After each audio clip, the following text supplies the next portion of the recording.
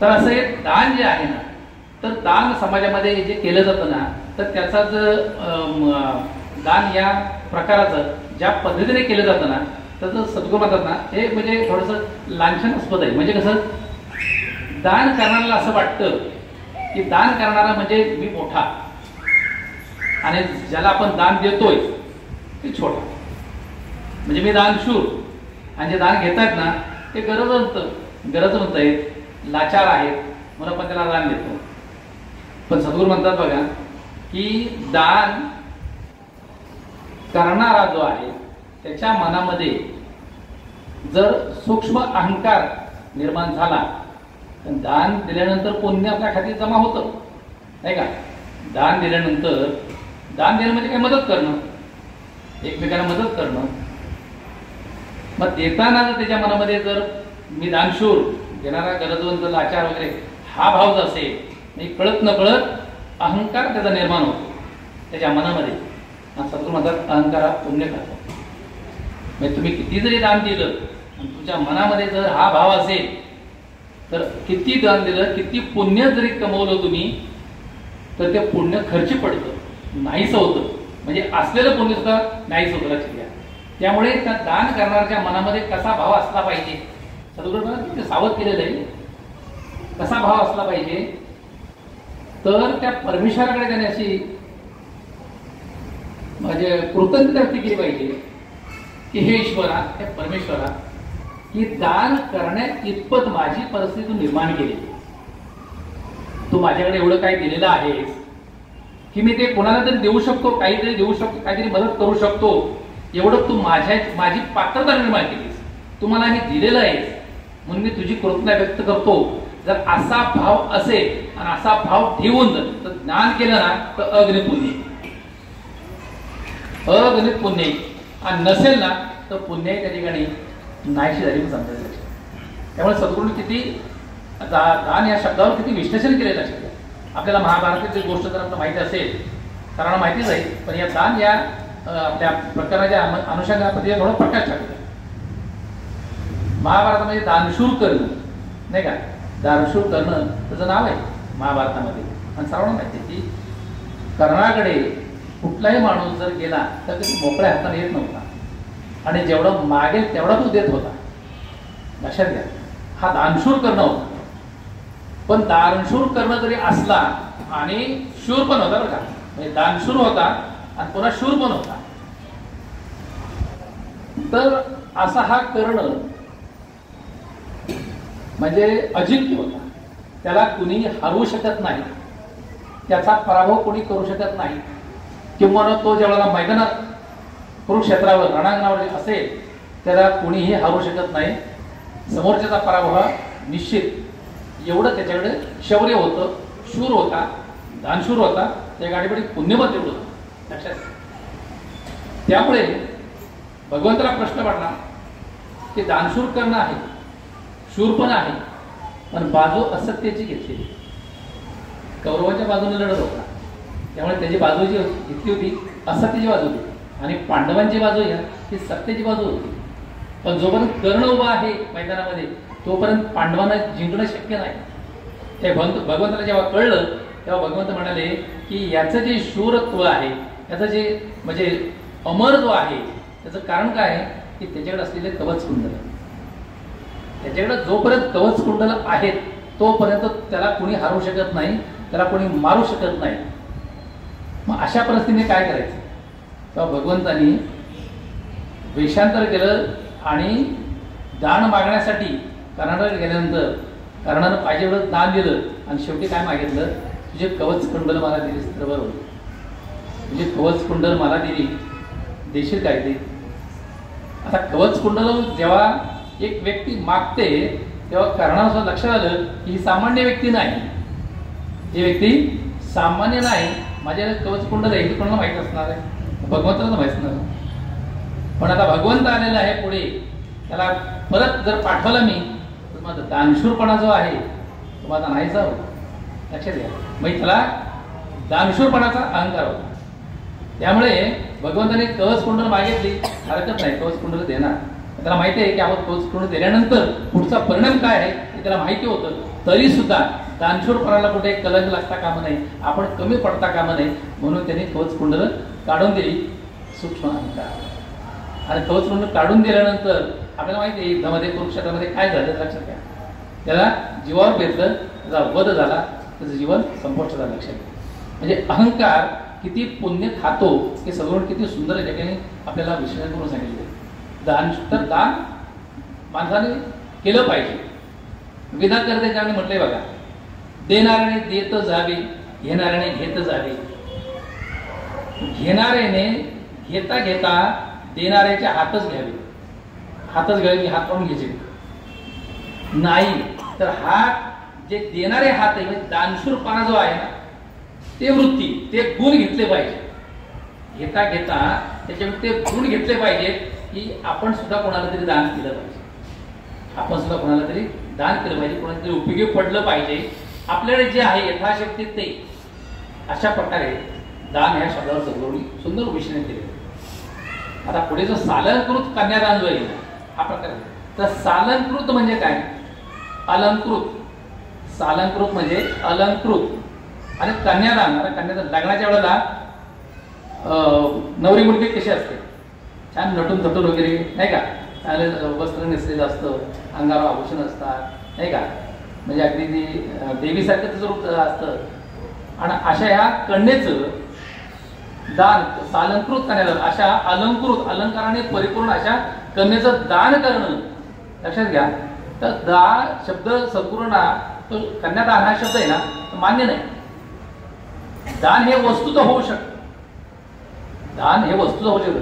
कन्येचं किंवा व्यक्तीचं कसं काय होऊ शकतं तर सद्गुरूंना शब्द मान्य नाही. या ठिकाणी बघा कसं आहे की सद्गुरू म्हणतात की कन्या दान करणारा जो आहे वधूपिता तो पण श्रेष्ठ ठरत नाही, आणि दान घेणारा जो आहे वरपिता तो पण श्रेष्ठ ठरत नाही. दोघेही सारखेच, दान घेणारा पण आणि देणारा पण सारखेच. कारण काय? दोघांना तेवढीच गरज आहे. दोघांना तेवढीच गरज आहे. कारण मुलगी असल्याशिवाय मुलगा आणि मुलगा असल्याशिवाय मुलीचं लग्न होऊ शकत नाही. दोघं तेवढेच गरजवंत आहेत, तेवढेच त्यांना आवश्यकता आहे. आणि संपूर्ण समाजाची ही जी व्यवस्था आहे ही चालण्यासाठी हा विवाह सोहळा जो आहे अतिशय मंगल असा विवाह सोहळा आहे, तो आवश्यकच आहे.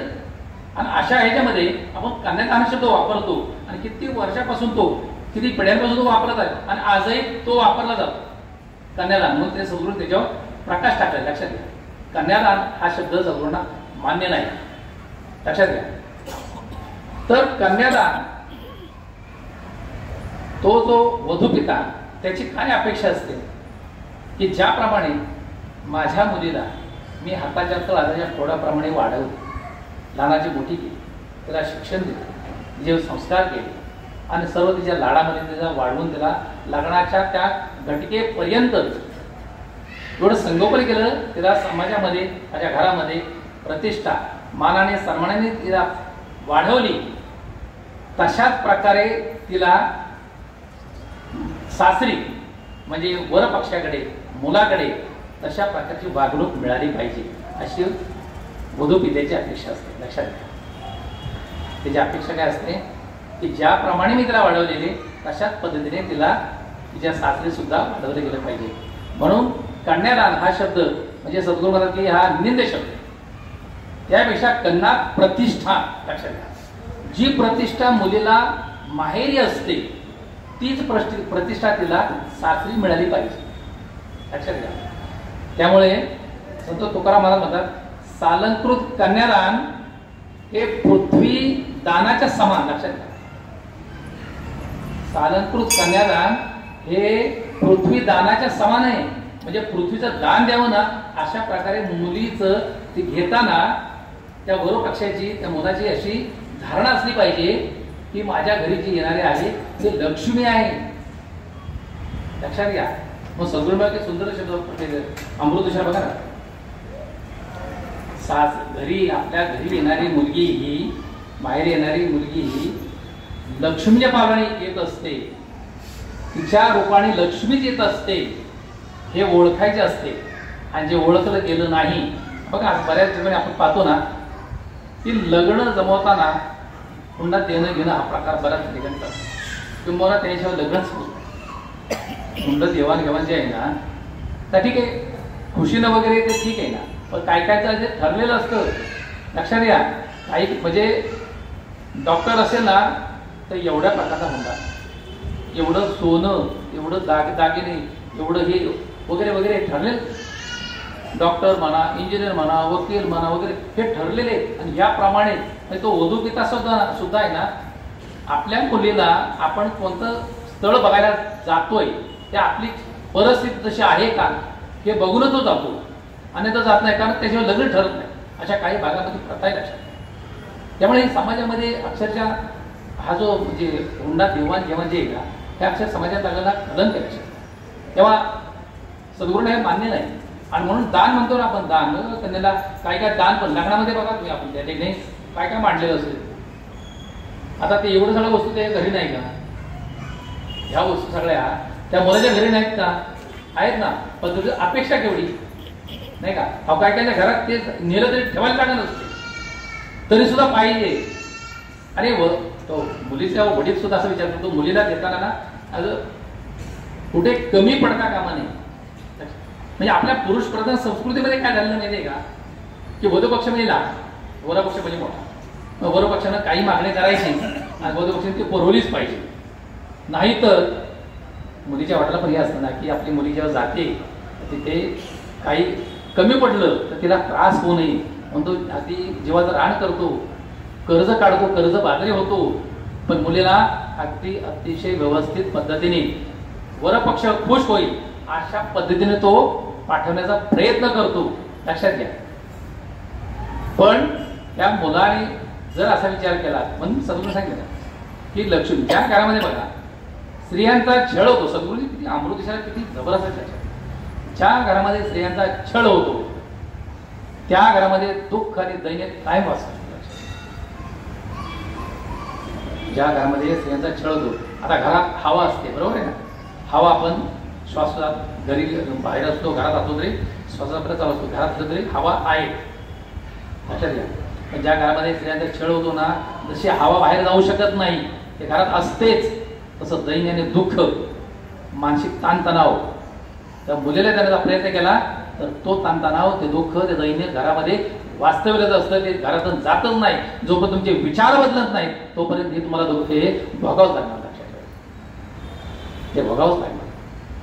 म्हणून सद्गुरू किती आपले विचार बदललेले आहेत की स्त्रियांच्याकडे बघण्याचा दृष्टिकोन कसा असला पाहिजे. पण कन्यादान नाही, सालंकृत कन्यादान नाही, कन्या प्रतिष्ठान. जशी प्रतिष्ठा त्याला माहेरी मिळते असते तेवढीच प्रतिष्ठा त्याला सासरी सुद्धा मिळाली पाहिजे. हा दृष्टिकोन बदलला सद्गुरू. लक्षात, सद्गुरू साहेब जोरात टाळावाच. हा दृष्टिकोन जोपर्यंत आपल्याला बदलत नाही तो पण समाजातली परिस्थिती बदलणार नाही. आता आपण किती पाहतो ना, काही मुली अक्षर लग्न केल्यानंतर वर्ष सामान्य त्यांचा छळायला सुरुवात होते, त्रास द्यायला सुरुवात होते. मग काहीतरी मागणी वाटते, हे पाहिजे, ते पाहिजे, ते पाहिजे, ते पाहिजे. मागणी माणसाची कधी पुरी होत नाही. माणूस कधी त्याला पुरायची वेळ आली तर माणूस पुरे म्हणत नाही. सद्गुरू छान शब्द होत नाही. माणसाला पुरायची वेळ आली ना तरी पुरे माणूस म्हणतच नाही, कारण त्याच्याकडे इच्छा पूर्ण होत नाही त्याची. तेव्हा त्याची दृष्टी बदलली पाहिजे. दृष्टी बदलली तर सृष्टी बदलेल. त्या महिलांच्याकडे पाण्याची दृष्टी बदलणं गरजेचं आहे. लक्षात घ्या. आता त्या महिलांच्या म्हणजे प्रतिष्ठा, कन्येला प्रतिष्ठा मिळावी म्हणून जसं सद्गुरूंनी आपल्याला संपूर्ण समाजाची जागृती केली. लक्षात घ्या. म्हणून महिलांना किती सद्गुरूंनी मानाचं स्थान दिलेलं आहे. या कुटुंबातील स्त्री सुज्ञ आणि शहाणी असेल तर ती घराचा स्वर्ग बनवते. सुज्ञ आणि शहाणी असेल तर ती घराचा स्वर्ग बनवते, आणि ती जर मूर्ख असेल, अडाणी असेल तर ती हा म्हणता घराचा नरक. अडाणीच्या ऐवजी सद्गुरूंनी अहंकार बरे केला. अहंकारी असेल, अहंकार अहंकार अहंकार पुण्यच खातो. त्यामुळे स्त्रियांच्याकडे पाहण्याचा दृष्टिकोन जो आहे ना तो केवढा सद्गुरूंनी आपला बदलला. आता तसं पाहायला गेलं ना तर हे कितीतरी आपल्या समाज सुधारकांनी सुद्धा स्त्रियांच्यासाठी, समाजासाठी आणि हे सगळं परिवर्तन घडवून आणण्यासाठी ना खूप कष्ट घेतलेले आहेत. खूप कष्ट घेतलेले. आपण जर सावित्रीबाई फुलेंचं उदाहरण जर घेतलं, सावित्री फुलेंचा जन्मदिन कधी असतो माहिती आहे का? सावित्रीबाई फुलेंचा जन्मदिवस जयंती कधी असते नाही माहिती, लक्षात ठेवले पाहिजे. लक्षात जसं आपला जन्मदिवस आपला जन्मतारीख आपण विसरू शकत नाही, तसे सावित्री फुलेंचं जन्मतारीख विसरता कामा नाही. कारण त्यांच्यामुळे आज जे आपण महिलांना जे आज जे स्थान आहे, लक्षात घ्या, आज महिला पुरुषांच्या बाबतीमध्ये बरोबरी कुठेच कमी नाही, कुठे कमी नाही आहेत. महिला सायकल चालवतात, मोटरसायकल चालवतात, रिक्षा चालवतात, टॅक्सी चालवतात, फोर व्हीलर चालवतात, रेल्वे चालवतात, मेट्रो चालवतात, विमान चालवतात. एवढंच नाही, लढाऊ विमान सुद्धा चालवतात. लक्षात घ्या, महिलांना लढाऊ विमान चालवतात. लक्षात घ्या, आपल्या बॉर्डरवर आहेत ना, म्हणजे बॉर्डरवर सैनिकांचं जे काम आहे ना ते फक्त पुरुषच करत होते, आज महिला सुद्धा बॉर्डरवर. लक्षात घ्या, आपल्या एक आमदाराची एक कन्या आहे, ती कॅप्टन आहे बॉर्डरवर. लक्षात घ्या, ते आपण जोरात टाळ्या होतो. बॉर्डरवर कॅप्टन आहे ती, सैन्याचा आर्मीचा ड्रेस घालून ती उभी असते. लक्षात घ्या, म्हणजे महिला कुठेच कमी नाहीये. ते कशामुळे झालं? हे ज्ञानामुळे झालं. ज्ञान ज्ञान हे शस्त्र आहे, शास्त्र आहे, अस्त्र आहे. ज्ञान हा ईश्वर आहे, परमेश्वर आहे. ज्ञान हे बल आहे, सामर्थ्य आहे. त्यामुळे ज्ञानाने तेवढी क्रांती होते. तर त्यावेळी लक्षात घ्या, म्हणून बघा सद्गुरू म्हणतात ना की संस्कार कधी झाले पाहिजेत, लहानपणी मुलांच्यावर संस्कार झाले पाहिजे. लहानपणी जर मुलांच्यावर संस्कार झाले ना तर ते जीवनाला, त्यांचं जीवन त्या मुलाचं बदलतं, समाजाचं, कुटुंबाचं जीवन बदलतं, समाजाचं जीवन बदलतं, नवी क्रांती केली जाते. तर त्याचं उदाहरण म्हणजे जसं आपण म्हणतो ना, ज्ञानज्योती क्रांतीज्योती सावित्रीबाई फुले, तर त्याच्या पाठीमागे कोण होतं? महात्मा ज्योतिराव फुले. त्याच्या पाठीमागे त्यांना कोणी घडवलं? महात्मा फुलेंनी घडवलं. आणि महात्मा फुलेंची बघा त्यावेळीची परिस्थिती कशी होती. महात्मा फुलेंची आई ती लहान असताना वारल्यानंतर त्यांच्या आत्याने त्यांचा सांभाळ, ती पण मानलेली आत्या, म्हणजे वडिलांनी मांडलेली बहीण, तिने त्यांचा सांभाळ केला महात्मा ज्योतिराव फुल्यांचा. आणि ते पुण्याला, त्यावेळेला पुण्याला त्यांना घेऊन आले आणि पुण्याला ते एका गोऱ्या अधिकाऱ्याच्या घरी काम करत होते. घरात मुलांना सांभाळणं, घरात वगैरे काम करणं, असं काम करत. आता महात्मा ज्योतिराव फुले लहान असताना ते घरी कुठे ठेवणार नाही, मग ते बरोबर घेऊन यायचे. लक्षात घ्या, म्हणजे बाळकडू म्हणतात तेव्हा लहानपणी संस्कार झाल्यानंतर काय होऊ शकतं त्याचं उदाहरण सांगतो मी. तर त्या इंग्रज अधिकाऱ्याच्या घरात ते वावरत असल्यामुळे कळत त्यांची मुलं आणि ते एकत्र खेळायची. इंग्रज अधिकारी मुलं हे एकत्र खेळायचे, ते इंग्रजी बोलायचे. हळूहळू ते शब्द त्यांच्या कानावर पडायचे, इंग्रजी भाषा, इंग्रजी शब्द त्यांच्या कानावर पडायला गेले. आणि कळत का मुलांच्या बरोबर यांना पण इंग्रजी शिक्षण कळत नकळत दिले. आणि मग त्या ठिकाणी इंग्रजीचं ज्ञान आल्यानंतर ज्ञानाचं महत्व त्यांना कळलं. आणि मग पुढे ते त्या मुलांच्या बरोबर हे पण शाळेमध्ये गेले, शिकले. आणि मग पुढे त्यांचं जेव्हा लग्न झालं तेव्हा त्यांना लक्षात आलं की समाजाची ही जी परिस्थिती पहिली महिलांची, आणि ह्या सर्व परिस्थिती पाहिजे ना तर पुरुषांचं त्यावेळेला म्हणजे ठराविक वर्गच शिक्षणाच्या बाबतीमध्ये घेत होता. सर्वांना शिक्षण असं मोकळं नव्हतंच, ओपन नव्हतंच. त्यावेळेला मग महात्मा फुलेंनी विचार केला की समाजात पुरुषांची अशी अवस्था, महिलांची तर काय दयनीय अवस्था. त्यांना घरातनं बाहेर, उंबऱ्याच्या बाहेर पडणं शक्य नव्हतं. एवढं त्या पडद्याच्या आतमध्ये पुरुष प्रधान संस्कृतीमध्ये. त्यामुळे महात्मा फुलेंनी विचार केला की आपण त्या महिलांसाठी काहीतरी केलं पाहिजे. पण काहीतरी केलं पाहिजे म्हणजे काय केलं पाहिजे? मग पहिलं सावित्रीबाईला फुलवलं, सावित्रीबाईला शिकवलं पाहिजे. मग त्यांनी सावित्रीबाईंना शिकवायला सुरुवात केली. मुळाक्षर कुठे? मातीमध्ये. लक्षात घ्या, बोटाने मातीमध्ये अक्षरं काढायची. शेतामध्ये काम करताना म्हैस असते ना, तर म्हैशीच्या अंगावर पळा, त्याचं अंग म्हणजे काळा पळा, आणि त्याच्यावरती अक्षरं लिहून तिला शिकवायला सुरुवात केली. आणि लक्षात घ्या, तिला शिक्षित केल्यानंतर म्हणजे आता समाजातल्या ज्या मुली आपल्याला जेवढ्या मिळतील तेवढ्या मुलींना गोळा करून मुलींसाठी शिक्षण सुरू करायचं. लक्षात घ्या, स्वातंत्र्यपूर्व काळातली गोष्ट ही साधी गोष्ट नाही. आणि त्यावेळेला त्यांनी ज्या वेळेला शिकवायला सुरुवात केली समाजाच्या प्रवाहाच्या विरुद्ध, लक्षात घ्या त्यावेळेला समाजाला काय अवस्था त्यांची, किती समाजाला तोंड द्यावं लागलं आपल्याला बऱ्याचशा गोष्टी माहिती आहे. अहो, जाताना त्या शाळेमध्ये जाताना 2 साड्या घेऊन जायच्या, 2 साड्या घेऊन जायच्या. काय घेऊन जायच्या? कारण समाज आहे ना, लक्षात घ्या, त्यांना शिव्या देत होताच. आणि हे शिक्षण मुलींना बिलकुल नाही, चालणार नाही. शिक्षण देणं म्हणजे धर्म विटाळण्यासारखं आहे, धर्माच्या विरुद्ध वागणं, अशा प्रकारे त्यांची धारणा असल्यामुळे मानसिक अपंगता कशी त्यावेळेची लक्षात घ्या. मग ते शेणाचे मातीचे गोळे टाकायचे, सावित्री फुलेंच्या अंगावरती शेणा मातीचे गोळे टाकायचे. मग तशा अवस्थेमध्ये त्या शाळेत जायच्या, तिथं ते साडी बदलायच्या, शिकवायला सुरुवात. आणि हे रोजचं झालं. लक्षात घ्या किती त्रास त्यांनी सहन केला असेल, किती त्यांनी हालाट सहन केल्या ज्ञानासाठी. लक्षात घ्या मुलींच्या भल्यासाठी, कन्येच्या कन्येला प्रतिष्ठा मिळाली पाहिजे समाजामध्ये, म्हणून त्यांनी हे तरी सुद्धा समाज ऐकत नव्हता. काही नाही का रोज काहीतरी चालू होतं, त्रास देणं हे चालूच होतं. एक दिवस तर काय केलं, त्या गुंडांनी समाज कंडकांनी काय केलं, एका मोठ्या गुंडालाच पाठवलं आणि म्हणजे रस्त्यामध्ये ना त्यांच्या त्या सावित्री फुलेंचा विनयभंग केल्याशिवाय ना ही शाळा बंद होणार नाही. एवढं सांगतोय आपण, हे करतोय म्हणजे एवढा त्रास देण्याचा प्रयत्न तरी सुद्धा ऐकत नाही ना, तर रस्त्यामध्ये विनयभंग केला पाहिजे. आणि मध्ये त्याप्रमाणे एक गुंड, धाटाकाटा गुंड एक दिवस रस्त्यामध्ये आला आणि बघितलं तो गुंड समोर उभा, सावित्रीबाईंचा रस्ता त्याने अडवला. त्यांनी बघितलं मागे पुढे कुणी नाही, कोणाला हाक मारणार, कोण मदतीला येणार, समाजाच्या प्रवाहाच्या विरुद्ध हे काम करत होते, म्हणजे मदतीला कोण येणार. अशा परिस्थितीत तो एक एक पाऊल पुढे येतोय, सावित्रीबाई एक एक पाऊल मागे जात आहेत.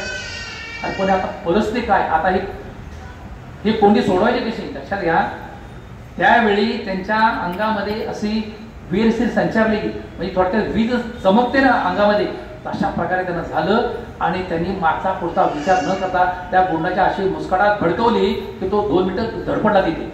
त्याच्यावेळी मग काजवे चमकले आणि सावित्रीबाई फुले असा काय विचार, असं काय पवित्र घेतील असं त्याला वाटलं पण नाही. आणि क्षणात सावित्रीबाई तिथून निघून गेल्या, वायू वगैरे निघून गेल्या. आणि जे बघणारी मंडळी ज्यांनी पाठवलं ते गुंड समाजकंटक ते पळून गेले.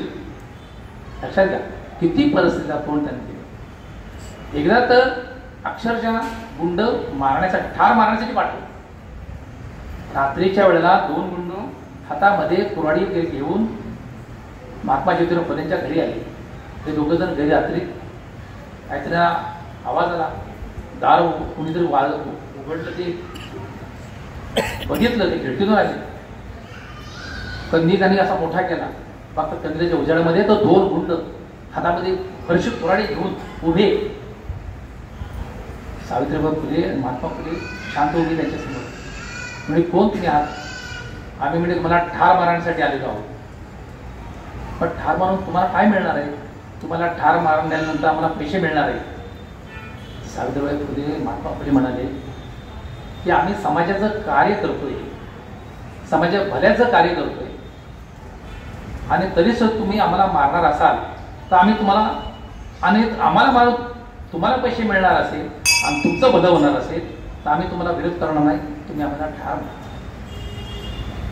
म्हणजे ठार मारायला आलेल्या व्यक्तीच्या समोर एवढ्या विरोधकपणे आणि आत्मविश्वासपूर्वक त्या ठिकाणी दोघे उभे.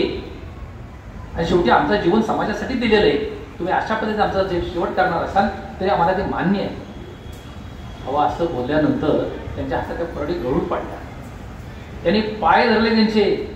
कसल्या देव माणसांना आपण मारायला आलो, ती समाजाने आपल्याला चुकीची माहिती दिली आणि आपण यांना मारायला आलो, आपल्याकडून थोडं मोठं पाप घडलं असतं. त्यांनी पाय धरले आणि पुढे आयुष्यभर त्यांचे ते बॉडीगार्ड झाले.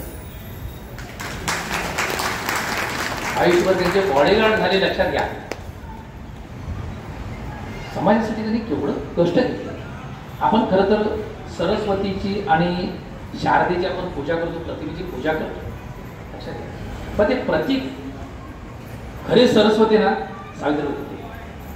त्याने शेणामातीचे घोडे मुलींच्या शिक्षणासाठी, त्यांच्या प्रतिष्ठेसाठी त्यांनी शेणामातीचे घोडे खाल्ले. खरी सरस्वती ती. लक्षात घ्या तेव्हा तिला कधी आपल्या विस्मरणात जाता म्हणे, तिचा विसरा म्हणे. 3 जानेवारी हा तिचा जन्मदिवस होता. सावित्रीबाई फुलेंचा जन्मदिवस म्हणता जयंती होती 3 जानेवारी. महिन्याने तर विसरतच कामा नाही. आज जे आपण पाहतो ना ते सगळं तिच्यामुळे. लक्षात घ्या त्यांनी तेवढं जर काबाड कष्ट घेतलं नसतं तर आजची ही परिस्थिती नसती, कदाचित वेगळी परिस्थिती असते. म्हणजे समाज किती. आणि मग सांगतो आपल्या समाजासाठी ज्ञानदानाचं काही कार्य करत होते आणि आपला समाज आपल्याला त्रास देत होता. आणि इंग्रज अधिकारी त्यांची पाठ ठोकतात. का ज्ञानदानाचं कार्य करतायत. कसलं कार्य करतायत? ज्ञानदानाचं कार्य. तिथं जातपात नाही. ज्ञानाला मान आहे आणि आपण जातीपातीला मानतो. त्यावेळी समाजाची परिस्थिती कशी होती लागल्या, आपलीच माणसं आपल्याला त्रास देत होती आणि इंग्रज अधिकारी त्यांना त्यांचं कौतुक करत होते, त्यांना प्रोत्साहन देत होते. म्हणून तर केवळ मोठी शाळा त्यांनी द्यायच्या. एवढं सगळं झाल्यानंतर पुन्हा म्हणजे त्रास हा समाज सुधारकांना हा त्रासाला फार मोठा सामना करावा लागला. नंतर पुढे अशी परिस्थिती झाली की महात्मा फुलेंचं त्या ठिकाणी त्यांना मृत्यू झाली, मरण पावले. त्यावेळी महात्मा फुले मारल्यानंतर त्यांच्या समाजामध्ये मोठा नाव झाला, मोठा समाज जमला. त्यांचे संपूर्ण जे काही मंडळी नाते गोते वगैरे सगळे आलेले म्हणते. सावित्रीबाई फुलेंना महात्मा फुलेंना मुलगा नव्हता. त्यांनी दत्तक मुलगा घेतला होता. दत्तक मुलगा घेतला आणि त्याला डॉक्टर केला. डॉक्टर केला आणि आता शेवटी वारल्यानंतर ते पाणी धरण्याचं जे हे असतं, मडकं धरतात, पाणी धरतात ना, तर तो प्रसंग त्या ठिकाणी उभा झाल्यानंतर बाकीचे समाज आहे ना, त्यामुळे आम्ही त्याला मडकं धरायला दिला नाही. कारण दत्तक घेतलेला आहे तो, तुमचा मुलगा कुठे, तो दत्तक घेतलेला आहे आणि जो पाणी धरतो त्याला सगळं मिळतं ना. प्रॉपर्टी जे सगळे आहे किंवा जे आहे ते सगळं भारतदार म्हणून सगळं त्याला मिळतं. म्हणून त्या ठिकाणी लक्षात घ्या, एवढ्या मोठ्या महात्मा ज्योतिराव फुलेंच्या ठिकाणी हे झाले. समाज कोणता प्रश्न त्या ठिकाणी निर्माण करून त्या ठिकाणी बसलेला आहे. लक्षात त्यावेळेला ज्ञानामध्ये काही ताकद आहे. लक्षात घ्या, त्यावेळेला सावित्रीबाई त्या ठिकाणी कडाडल्या. काय म्हणाल्या, जर माझा मुलगा दत्तक मुलगा असला तरी माझा मुलगा म्हणून त्याने मी डॉक्टर केलं. आज तो जर पाणी धरत असेल, ते मडकं धरत असेल ना, तर मडकं मीच धरेल. मडकं मीच धरेल. मडकं उचललं त्यांनी, चला म्हणले. काय ज्ञानामध्ये ताकद आहे. काय समाजाला, स्त्रियांना किती मानाने प्रतिष्ठेने त्यांनी जगायला शिकवलं. त्या समाजामध्ये फार मोठी त्या ठिकाणी ती घटना होती. त्या स्वातंत्र्यपूर्व काळाची गोष्ट नाही, एवढी मोठी घटना होती. लक्षात आणि कित्येक ह्या अशा गोष्टींना तोंड द्यावं लागलं. राजाराम मोहन आहे त्यावेळेला सतीची प्रथा होती. म्हणजे त्यावेळेला बघा, लहानपणी पाण्यात लग्न व्हायचे. आता पाण्यात लग्न झाल्यानंतर त्यावेळेला किती सगळं वैद्यकीय आताची सुविधा आहे, त्यावेळेला एवढी सुविधा नव्हती.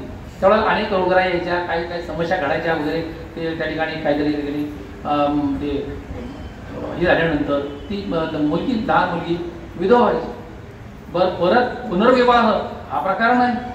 विधवांना लग्न करण्याचा अधिकार नाही. मग त्यांचं काय, त्याचं केस पूर्ण काढून टाकायचं, त्याला विद्रूप बनवायची आणि तिनं आयुष्य असं काढायचं. नाही तर सती जायचं. सतीची चाल तर केवढी मोठी प्रचंड होती. राजाराम मोहन राय आपल्याला माहिती आहे, त्यांनी फार मोठं या सतीच्या चालीविरुद्ध फार मोठं त्यांनी कार्य केलं.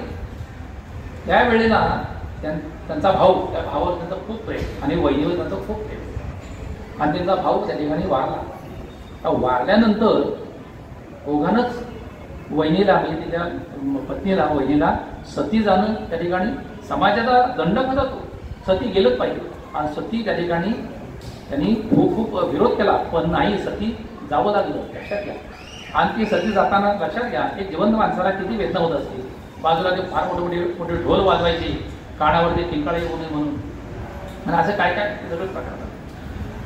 राजाराम मोहनने बघितलं हे की काय माणसाची काय अवस्था आहे, की माणसाचे विचार बदलणं किती गरजेचं. त्यांनी संपूर्ण आपलं आयुष्य घेतलं सतीची चाल बंद करण्यासाठी. शेवटी इंग्रजांनी ती कायद्यानं बंद केली. सतीची चाल ही इंग्रजांनी कायदा वापरला, समाजसेवकांनी परिवर्तन केलं आणि ती सतीची चाल त्यावेळेला बंद केली. किती समस्या आणि किती गोष्टींना त्या समाज सुधारकांनी तोंड दिलं. आपल्या सर्वांना माहिती आहे की महर्षी धोंडो केशव कर्वे हे त्यांनी फार मोठं महिलांच्या, मुलींच्या समाजाच्या शिक्षणासाठी फार मोठं कार्य केलं. पुण्याला जे कर्वेनगर आहे ना, कर्वेनगर, त्या ठिकाणी फार मोठी शिक्षण संस्था त्या ठिकाणी स्थापन केली. आता SNDT आहे की नाही, SNDT ही महर्षी धोंडो केशव कर्वे यांनी स्थापन केलेली संस्था आहे. SNDT खास महिला विद्यापीठ. तर त्यावेळेला हे समाज सुधारणा करत असताना ह्या समाजाच्या चाली रीतीमाना ह्या सगळ्या बदलण्यासाठी त्यांनी खूप त्यांना समस्यांना तोंड द्यावं लागलं. तर महर्षी दोंडो किशोर कवयांची पत्नी वारली.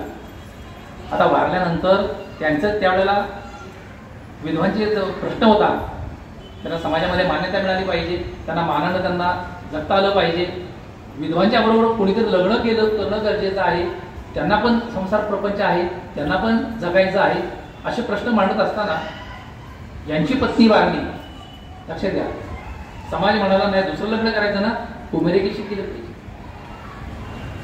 महर्षी दोंडो किशोर म्हणाले नाही, मी विधवेशीच लग्न करणार, कारण मी कार्य करतोय, विधवांना समाजामध्ये मानाचं स्थान मिळालं पाहिजे, मी विधवेशीच लग्न करणार. आणि त्यांनी विधवेशीच लग्न केलं. लक्षात, आणि केल्यानंतर समाजाच्या विरुद्ध होतं सगळे. गावी कळलं त्यांना, महर्षी दोंडो किशोर यांनी विधवेशी लग्न केलं. गावी कळल्यानंतर जेव्हा ते गावी गेले ना, समाजाने बैठक घेतली, त्या परिवारावर बहिष्कार, त्याच्याशी कोणी कुठलाही संबंध जोडायचा नाही, कुठल्याही कार्याला बोलवायचं नाही, पूर्ण बहिष्कार. घरी आले महर्षी दोंडो किशोर कवये, त्यांची पत्नी, घरामध्ये सगळी रडारड चालली, समाजानं बहिष्कार टाकलेला आहे. रात्री सगळे उपाशी झोपले, पण शेवटी आई आहे ना, रात्री 2 वाजता उठून आईने स्वयंपाक केला, त्या दोघांना जेवायला घातलं, त्या सुनीची पोटी भरली, आणि सकाळी उजाडायच्या त्यांनी गाव सोडलं आणि पुण्याला आले. लक्षात, पुण्याला आले आणि पुण्याला महिलांसाठी एवढं मोठं कार्य केलं. आज शिक्षण महर्षी पण त्यांचं नाव आहे. कर्वेनगर एक त्यावेळेला माळ होता, तो पुणे म्हणजे आता जर पुण्यात नाही, त्यावेळेला तो माळ होता. तो तर कर्वेनगरला माळ घेतला, एक झोपडं बांधलं, त्या ठिकाणी शिक्षण संस्था सुरू केली. आज कर्वेची फार मोठी शिक्षण संस्था आहे. केवढं मोठं कार्य या लोकांनी केलेलं आहे. आणि महर्षी कर्वे 100 वर्ष झाले. किती? 100 वर्ष झाले. लक्षात घ्या, एवढं मोठं कार्य करत नाही. 100 वर्ष झाले. त्यांची मुलं त्यांनी डॉक्टर केली, त्यांची मुलं डॉक्टर केली. आणि त्यांचा मुलगा, आता शेवटी माणसाचं वय पुढे मागे मानत होतो, त्यांचा 70 वर्षाचा मुलगा, हे 100 वर्षाचे, 70 वर्षाचा मुलगा, आणि वारला. वडिलांच्या अगोदर तो वारला. वारल्यानंतर अर्थातच समाजामध्ये सगळे प्रतिष्ठित मंडळी आले, पत्रकार आले, त्यांनी विचारलं वगैरे, आता एवढं मोठं तुम्ही कार्य, तुमच्यासमोर एवढं मोठं तुम्ही कार्य केलं, तुमचा मुलगा डॉक्टर, तुमच्यासमोर तुमचा मुलगा डॉक्टर वारला, तर त्या थोडं विचारत होते. बघा, म्हणजे मोठ्या माणसाचे विचार केवढे मोठे असतात. काय म्हणाले माहिती आहे का? चालेल, 70 वर्षाचा मुलगा, हे 100 वर्षाचे, ते काय म्हणतात, चालायचं, माणूस म्हातारा झाल्यानंतर वारणारच. लक्षात घ्या, हे 100 वर्षाचे, मुलगा 70 वर्षाचा, ते काय म्हणताय, चालायचं, म्हातारा झाल्यानंतर माणूस वारणारच ना. म्हणजे मी अजून तरुण आहे हे सांगायचं, मला अजून पुढं कार्य करायचंय हे सांगायचं. केवढं कार्य या समाजासाठी वेचलं. आणि तेच जे संपूर्ण, तरी सुद्धा आपण पाहतो की समाजामध्ये आज माणसाकडे सगळं आहे. आज आहे सगळं, शिक्षण आहे, नोकरी आहे, सगळं आहे, घरदार सगळं आहे, तरी सुद्धा माणूस सुखासाठी वंचित आहे, सुखासाठी धडपडतोय. लक्षात घ्या. मग सुख म्हणजे नेमकं काय, सुख माणसाला कसं मिळालं पाहिजे, लक्षात घ्या. मग सगळी किती अभ्यास करायचा, दिशा झालं, समाजाला दिशा दाखवणं गरजेचं आहे. आणि सुख म्हणजे काय, तुझ्याकडे सगळं आहे, तुझ्या सुख तुझ्या पायाशी लोळून घेतंय, आणि तरी सुद्धा सुखाने धडपडतोय. म्हणजे सुखाची व्याख्या काय तुझी? आणि एखाद्याला विचारलं की तुला सुख पाहिजे म्हणजे नक्की काय पाहिजे, काय सांगता येत नाही. लक्षात द्या. मग तुझं आहे, तुझं पशी परी जागा चुकलाची, तुझा फक्त विचार बदललेला आहे, तुझा मार्ग बदललेला आहे, फक्त तुला जागा करून दिलं ना तर तेव्हा लक्षात येतं आणि सगळं सुख माझ्या पायाशीच आहे. सद्गुरूंची महानता या ठिकाणी लक्षात घ्या. आपल्याकडे सगळं असं सुद्धा आपण सायराला धावतोय ना, सद्गुरूने आपल्याला स्थिर केलं. कारण स्थिर काय केलं, मन चंचल. माणसाला सुखाची अनुभूती देणारं मनच, आणि माणसाला दुःखाकडे घेऊन जाणार सुद्धा मनच आहे. सुखाच्या टोकावर घेऊन जाणारं मन आहे, आणि दुःखाचा कडिलट करणारं सुद्धा मनच आहे. लक्षात घ्या, मन महत्वाचं आहे. म्हणून सद्गुरूंनी सखोल चिंतन केलं, मनाची व्याख्या केली. मन म्हणजे काय, न दिसणारी गोष्ट. लक्षात घ्या, सगळ्या गोष्टी दिसतात पण मन दिसत नाही. आणि माणसाच्या जीवनाचं केंद्रबिंदू हे मन आहे. ते मन एकदा स्थिर झालं की माणूस स्थिर होईल. आणि जिथं स्थिर, स्थिर म्हणे सुखाचं सागर आहे, चंचल म्हणे दुःखाचा आगर आहे. पण माणसाला स्थिर केल्याशिवाय. सद्गुरूंनी केवढं सखोल चिंतन केलं, अनेक दिशावर प्रकाश टाकला आणि अनेक विषयावर प्रकाश टाकून मार्गदर्शन केलेले. लक्षात घ्या, सद्गुरूंची सत्संग कशाला सुरू केला? सत्संग म्हणजे काय? चांगल्या विचारांचा संघ, चांगल्या माणसांचा संघ, चांगल्या ज्ञानाचा संघ,